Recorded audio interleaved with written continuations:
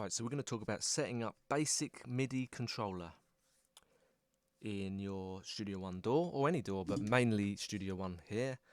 Whether you've got an Akai or an M Audio, whatever your brand of controller is, it's all really the same. You plug it in and it should be plug and play, automatically installs the driver, and then you load up your DAW and it should work, but in most cases it won't. You'll need to assign it or get your DAW to recognize it.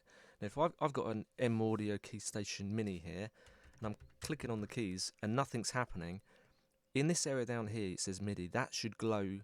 The left arrow should be orange, that means it's receiving input. Okay, if I click on the keys, nothing's happening, you should see MIDI data here.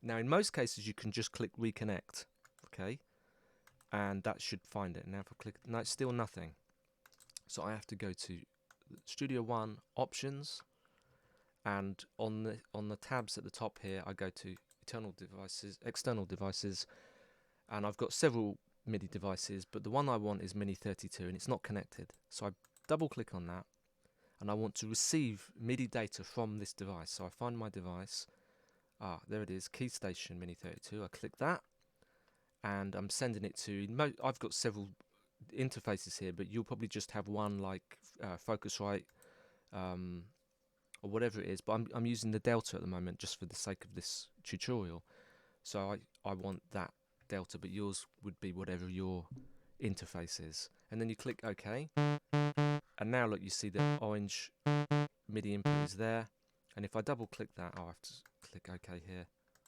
you see it's receiving information. Now if I unplug this cable, let's clear that. If I've unplugged physically unplugged the keyboard, right, and I plug it back in, nothing's there again. So what I have to do is reconnect, and I'm clicking, it's found it again, you see, and it's that easy. Right, so you've got your keyboard assigned to MIDI. What's happened here?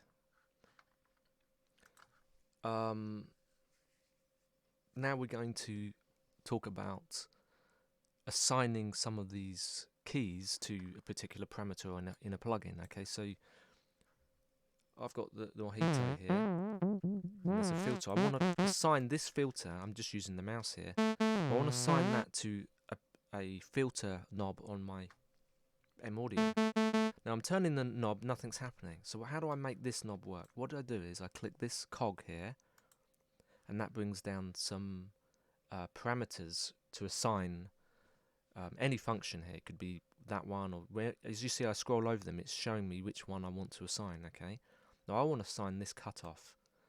You can see it's selected that. Now I'm going to move the knob on my keyboard, and it's giving me controller 1. And what I do is I just click this arrow here, and that is assigned controller 1 to filter cutoff. Now I'm moving the knob on my keyboard, I'm not using the mouse, I'm just using my M Audio workstation, and it's working. And you can assign many, you might have a sampler or a synth, and you might want to assign the attack or the resonance, and you can have, it depends how many knobs or things you've got on your controller, but that's how you do a basic setup and a basic assigning.